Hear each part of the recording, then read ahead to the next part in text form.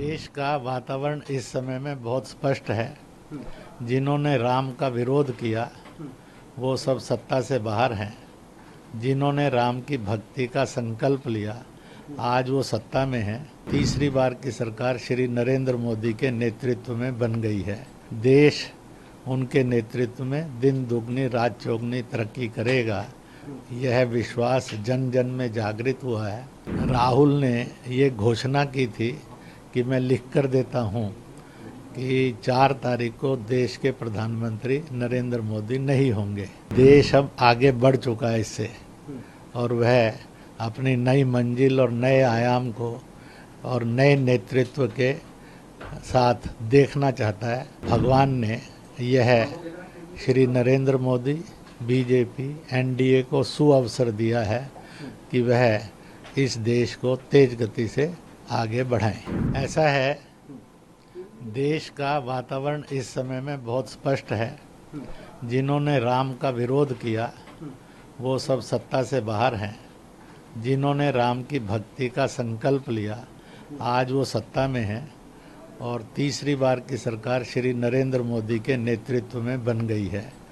देश उनके नेतृत्व में दिन दुगनी रात चौगनी तरक्की करेगा, यह विश्वास जन जन में जागृत हुआ है, और ये विश्वास फले फूले, इसकी शुभकामना करते हैं। सर, ऐसा ही बयान लगभग थोड़ा बहुत सेम जो है मोहन भागवत जी का भी तो 1 से 2 दिन पहले आया था, उसको लेकर आप क्या कहना चाहेंगे? ऐसा है कि पूजनीय सरसंघ चालक जी के बयान पर और देश के अंदर संघ की ये रीत है कि उस पर कोई टिप्पणी नहीं की जाती।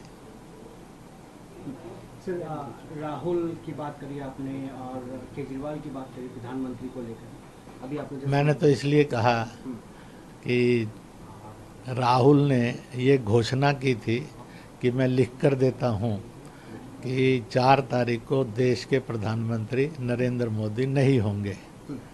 केजरीवाल ने कहा था कि मैं लिख कर देता हूँ, इतना आंकड़ा जो है इंडी अलायंस का आएगा। तो उनकी घोषणाएं हैं पॉलिटिकल स्टाइल की।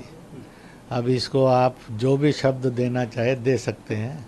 मेरा इतना ही कहना है कि देश अब आगे बढ़ चुका है इससे, और वह अपनी नई मंजिल और नए आयाम को और नए नेतृत्व के साथ देखना चाहता है।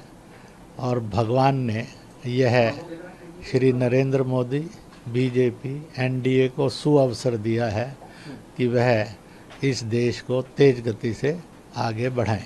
सर, आपके बयान के बाद विपक्ष ने बातें करनी शुरू कर दी। पवन खेड़ा ने तो इतना भी कह दिया कि आरएसएस को कौन सीरियस लेता है, आरएसएस को तो प्रधानमंत्री भी सीरियस नहीं लेता। तो बहुत अच्छी बात है।